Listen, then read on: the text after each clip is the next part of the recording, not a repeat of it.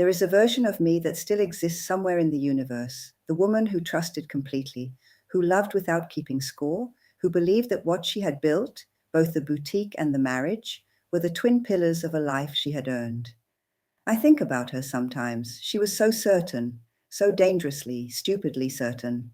I ruined everything. Not Thomas, not Linda, me. Zane. I'm the one who lit the match and called it justice. My name is Zane Fontana. Well, Zane Ford, technically, though I haven't been able to look at that name without flinching for 8 months now. I kept Fontana on the boutique because it was mine before Thomas ever existed. Fontana, the way my late mother used to say it, stretching the syllables like taffy. Fontana, like it was something special. She was Italian and theatrical, and believed that a woman's name was the first thing the world heard about her, so it had better sound like something. I opened Fontana Boutique when I was 27. With $32,000 I had saved over 4 years of working retail and alterations, and 2 summers of teaching women how to dress for their body shapes in workshops I ran out of a rented community hall. I started with 12 rails of clothing, a vintage display case I found at an estate sale, and a belief so fierce it was almost delusional that I could make it work. By the time I was 33, I had a staff of 6, a loyal clientele that included 3 local celebrities, the wife of a provincial minister, and a reputation in New York's fashion circles as someone with an eye that simply couldn't be taught. I had been featured in Elle magazine twice, and I had Thomas. Thomas Ford, CEO of Manfred and Lloyd Insurance Brokers, came into my life at a friend's dinner party 6 years ago. He was the kind of man who entered a room without announcing himself and still somehow became its center of gravity. He had this quiet confidence and laugh that melts your heart. He wore a charcoal suit that fit him so perfectly, I actually studied it before I studied him, professional instinct. And when he caught me staring at his lapels, he said with complete composure, "I'll tell my tailor you approve." We were married 2 years later in a small ceremony in the winelands, 14 guests, bare feet in the grass. I wore ivory silk I had designed myself. For 4 years after that, we were extraordinary. Not perfect, we argued, we annoyed each other. We had stretches of distance where work swallowed us both whole, and we would go 3 days speaking only in logistics, passing each other like ships. But underneath all of it was something I trusted absolutely. We were chosen. We had chosen each other, and we kept choosing every single day. Until I started to believe we hadn't. The first thing I noticed was the phone. Thomas had always been someone who left his phone on the kitchen counter when he got home. Face up, ringer on, completely accessible. It wasn't a statement, it was just how he was. Transparent by default. After 16 years in financial services, he said, the last thing he wanted was to be secretive about anything. Around February, the phone started coming to bed. I told myself it was work pressure. Manfred and Lloyd were in the middle of a merger negotiation, and Thomas had mentioned more than once that the other party's legal team were making unreasonable demands after hours. I accepted this. I'm not a paranoid person by nature. Paranoia is bad for business. You spend all your energy defending against threats that don't exist and miss the ones that do. But then there was the dinner one Wednesday. I came home early because the delivery had been rescheduled and I'd cleared my afternoon for nothing. Thomas's car was in the driveway unexpected, since he rarely came home before 7. I let myself in quietly. The house was quiet in that particular way that suggested someone in it was trying to be invisible.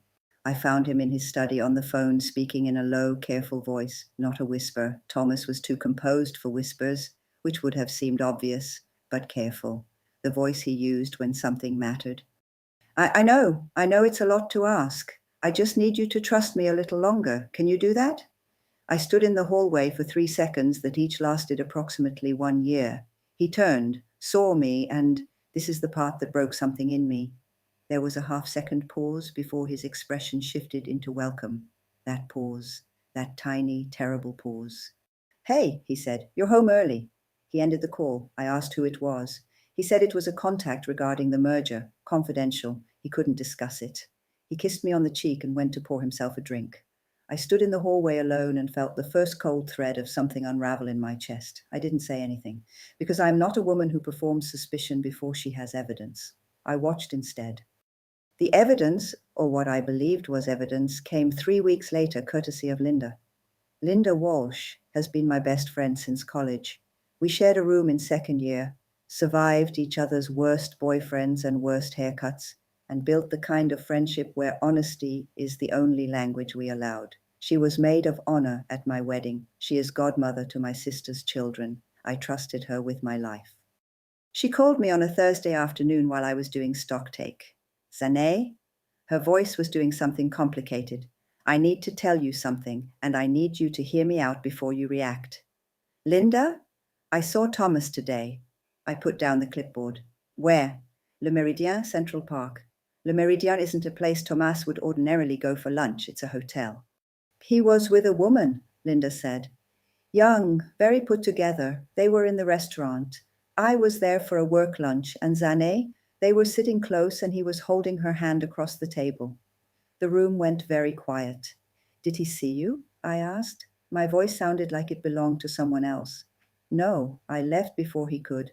Zane, I'm so sorry. I didn't want to say anything without being sure, but I couldn't not tell you. What did she look like?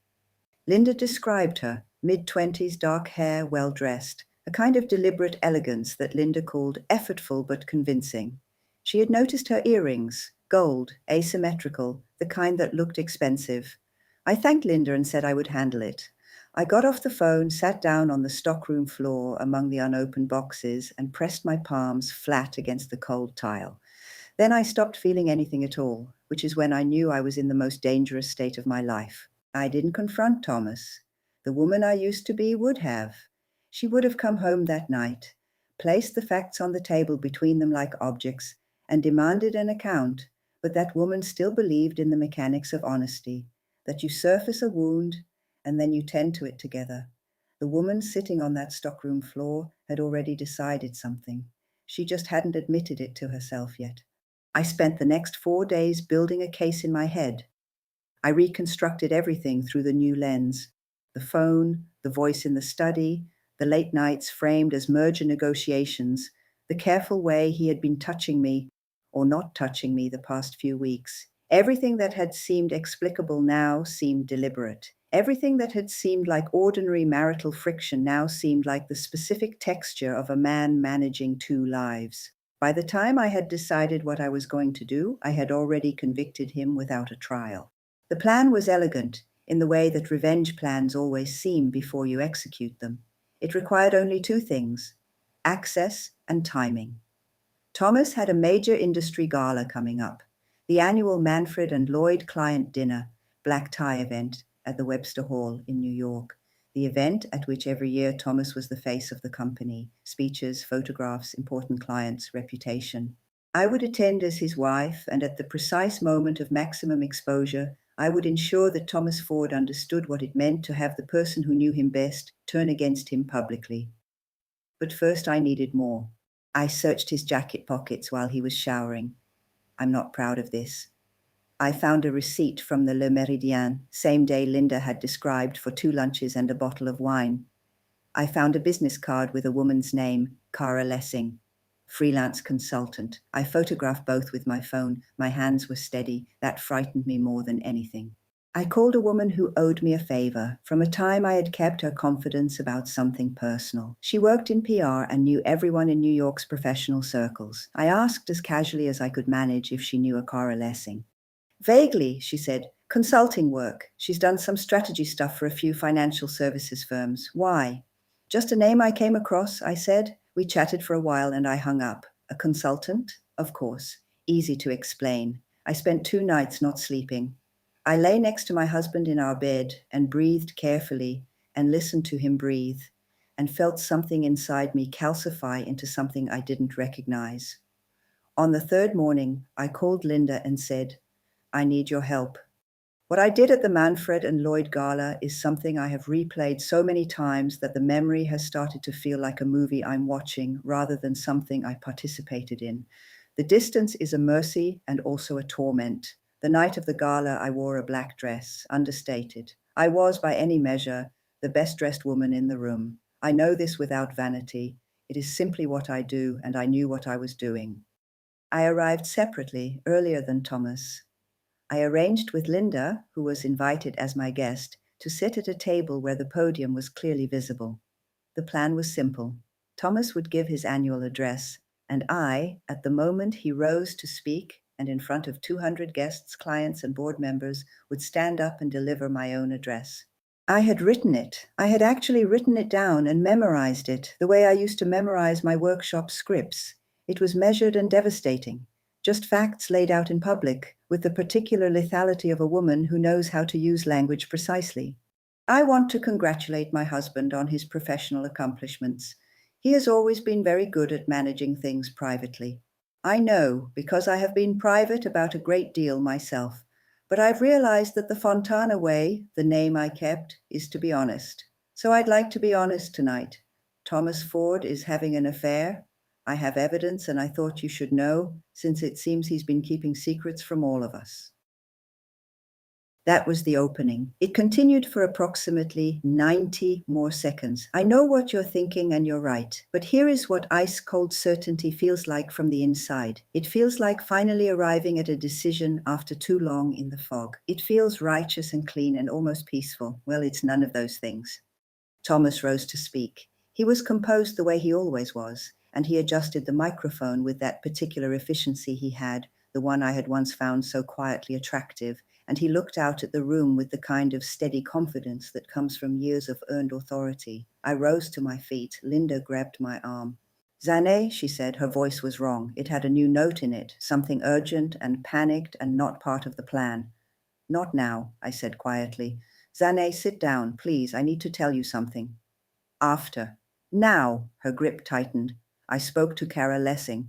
I turned to look at her. I found her LinkedIn this morning. I called her. Linda's eyes were enormous. She's been consulting for Manfred and Lloyd for 4 months. She specializes in confidential corporate restructuring. They're going through something Zané internally, something big, and Thomas engaged her privately because there are board members who can't know yet. I stared at her. The lunch at Le Méridien, Linda said, and her voice was barely above a breath now. She told me they meet whenever she's in New York because the work is sensitive and she travels and they need to keep it off the official calendar while the restructuring is still confidential. And the hand-holding, she stopped. She's his cousin, second cousin. They hadn't seen each other in years. He recognized her before she recognized him. The room continued on around us. Thomas was speaking. 200 people were listening. I was standing with my hand on the back of my chair, and I could feel the exact moment my entire internal architecture collapsed. What? I said. It wasn't an intelligent response. It was the only word available. He's not having an affair, Linda whispered.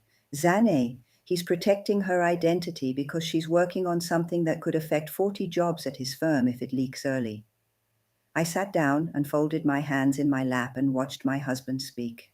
Watched him be exactly who he had always been, steady and honest and so careful with the things he was trusted to protect, and I understood with a horrible total clarity what I had almost done. I sat through the rest of the evening in a state that I can only describe as the opposite of presence. The food came and went. People spoke around me. Thomas gave his address and received his applause, and at one point across the room he found my eyes and smiled, the private smile, the one just for me, and I felt it like a knife. He didn't know. He had no idea what I had planned to do just 60 seconds away. In the car on the way home, he reached over and took my hand and said, "You looked beautiful tonight." I said, "Thank you." He asked if I was all right, said I seemed quiet. I told him I was feeling tired. I lay awake the entire night next to him with my hands pressed against my sternum as though I could physically contain what was happening inside me. Here is what I should have done. I should have told him immediately. Everything.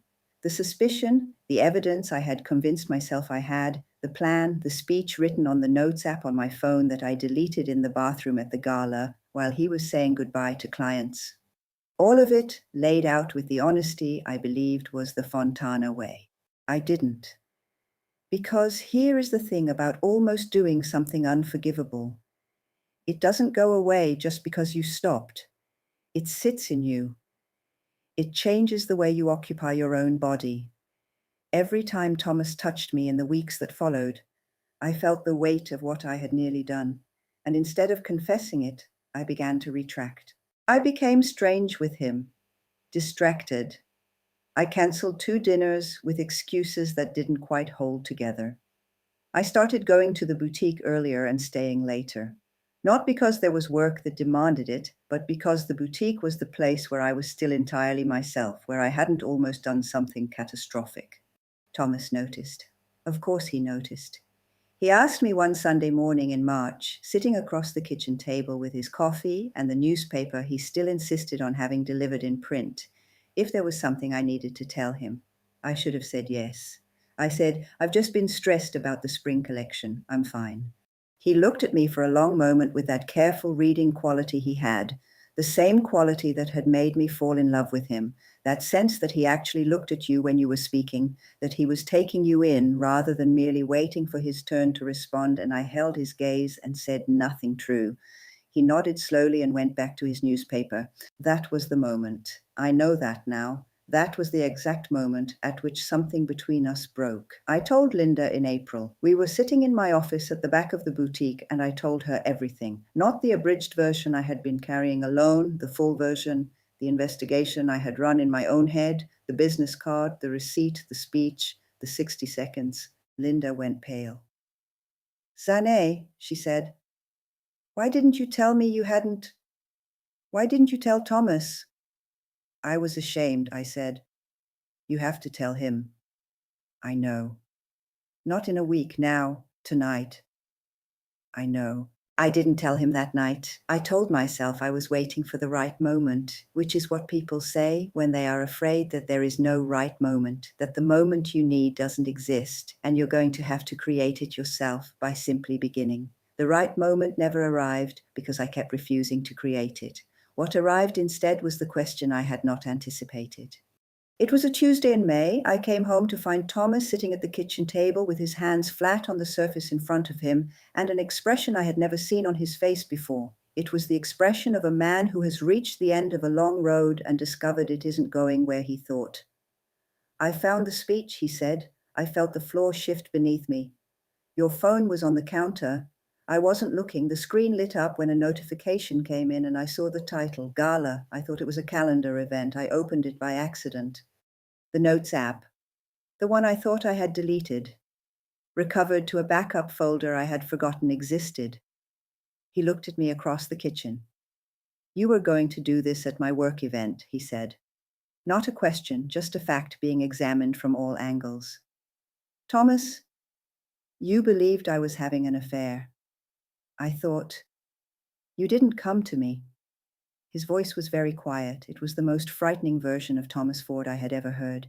"You built a case. You planned a public humiliation. You were going to stand up in front of my clients and my board." "I know." My voice broke on the second word. "Did you not think to ask me?" There was no answer to that question that wasn't a confession of exactly who I had been in those weeks. So I told him everything. I told him about Linda's call, and the business card, the receipt, and the nights I had laid awake beside him already decided. I told him about the 60 seconds in which I had stood and he had been about to lose everything: his reputation, his client relationships, his dignity, at the hands of the one person who was supposed to know him better than anyone. He listened. When I finished, the kitchen was absolutely silent. "The hand-holding?" he said finally. "Kara Lessing." "I know. Linda told me that night. She called her before the speech." "My cousin," Thomas said. "We grew up in the same street until I was 11. Her parents moved away. I barely recognized her when she walked into the first meeting." "I know." "The merger," he said. "The phone calls, the careful language, the confidentiality. Zane, I was protecting her. If this leaks before the restructuring is complete, 40 people lose their jobs." "I know." I was saying it over and over like it was a prayer rather than an admission. "I know, I know, I know." He was quiet for a very long time. "What I can't..." He stopped and started again. "What I can't reconcile is that your first instinct wasn't to ask me, that you looked at our 6 years and decided I was someone who would do that, and your response was to build a case, not to say, 'Thomas, I'm scared, Thomas, something feels wrong,' but to plan a way to destroy me in public. I was wrong." "I know you were wrong. That's not..." He pressed his hands together and looked at the table. "That's not the thing I'm struggling with." What is? The fact that you didn't trust me. He looked up. Not the mistake, not the misunderstanding. The fact that your instinct, when you thought I had hurt you, was to hurt me back as completely as possible and ask questions later. He stood up from the table. I need some time, he said. He went to stay with his brother that night and the night after that. He came back on the third day to collect some things. I was at the boutique when he came. We had agreed on the time like a business arrangement, because even this, even the dismantling of everything, we managed with the terrible competence of people who know how to manage. I closed the boutique early and drove home anyway. I needed to be in the same space as him. I needed him to see me. I didn't want to perform remorse or make a case for myself. I just wanted to be present. Just Zane, the whole and honest person I had stopped being the moment I started investigating instead of asking. He was in the bedroom when I arrived, one bag open on the bed. He looked up when I walked in, and he did the thing I had always loved. He actually looked at me, took me in, considered what he saw. I'm not asking you to stay, I said. I'm not going to do that. He said nothing. But I want you to know something. He waited. I didn't trust you, I said. And the reason I didn't is that I didn't trust myself. I have been so careful my entire life not to need things that could be taken away. The boutique, my independence, my mother's name on the door, and somewhere in those last few months, I realized that I needed you in a way I had no control over. And instead of telling you that, instead of being afraid with you, I braced for it. I started looking for the thing that was going to take you from me. And when I found something I could make fit, I ran with it. Because losing you to an affair was something I could respond to. It had a script. It had a form of action. I stopped. Being simply terrified that I might lose you, that had no script, so I wrote one. Thomas stood with his hand on the open zip of the bag. That is the most honest thing you've ever said to me, he said after a long moment. I know, I'm about 4 months late. He didn't smile, but something shifted in his face. I don't know what I want, he said. I need you to understand that. I'm not deciding tonight. He closed the bag without taking it. He stayed. But staying isn't the same as returning. Thomas came home. We shared the house, and we went through the motions of a shared life with a kind of careful politeness that was worse in some ways than the open wound of a confrontation would have been. We spoke, we even laughed occasionally, the way old habits surface. But the laugh would land, and then we would both feel what was underneath it. Then the laugh would disappear as though it hadn't happened. He went to a therapist. He told me this plainly, without drama, the way Thomas did things. I started going to one too, not at his suggestion, but because the woman I saw in the mirror had become someone I needed to understand before I could expect anyone else to. It has been 8 months. The boutique is doing well. The spring collection is the strongest I've ever done. Something about crisis, I have learned, sharpens the eye. When everything else is unreadable, you fall back on what you know how to do. I know how to see what is beautiful and make it available to people who need it. I know how to build something from nothing with your own hands. These things haven't changed. Thomas and I are still in the house together. We are in therapy together for the past 6 weeks. Our therapist is a small woman who doesn't let anything pass unexamined, and Thomas likes this about her. I find it excruciating, which probably means it's working. Last week during the session, he asked me whether I thought we could come back from this. I told him I didn't know. I told him I hoped so, with something in me that is raw and tired but entirely real. I told him that the person I had been in those months was a person I understand now in a way I didn't then. And that understanding terrifies me because it means she is still in me, that frightened, defensive, preemptively destructive woman who would rather burn everything down than wait to be burned. But she's not the only one in me. There is also the woman who stood in that gala ballroom and felt the full weight of what she nearly did and sat back down.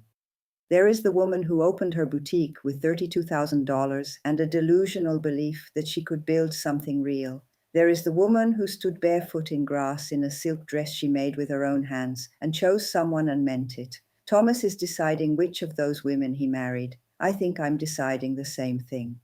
Linda and I still talk, but it's more careful, more honest, in the way that only things that have been cracked and handled roughly can be. She blames herself for the original call, even though I've told her repeatedly that the call was not the problem. The call was information. I was the one who turned information into verdict. You know what frightens me most? She said to me recently over coffee in a place we both love. I saw him holding her hand, and I called you immediately. I didn't think to ask him who she was first. I didn't think to consider that there might be something I was missing. Neither did I said. We both just assembled the story. Yes, and the story felt so real. They always do, I said. That's the thing about the stories we tell ourselves. They feel like truth because we believe we know the person well enough to fill in the gaps. But it's not truth, it's just a very convincing picture of what we're afraid of. She was quiet for a moment. Is he staying? I looked out the window at the street. Someone walked past with a small dog and a cup of coffee, moving at the particular Sunday pace of someone who has nowhere they urgently need to be. I don't know, I said, but I'm going to be honest with him either way. I should have been honest from the beginning, and I know that now. She reached across the table and took my hand. We sat like that for a while. Two women who love each other and made a mess of it are trying to understand how, and more importantly, how not to again. I wrote this down because I believe in the honesty of it, not because it makes me sympathetic. I'm not sure it does. I wrote it down because I was a woman who believed she was protecting herself and was, in fact, destroying the one thing she most wanted to keep. Because I was so practiced at building things from nothing that I forgot some things aren't built, some things just exist quietly, and they only require your honesty. They require your willingness to say, I'm afraid. Are you there? Can you help?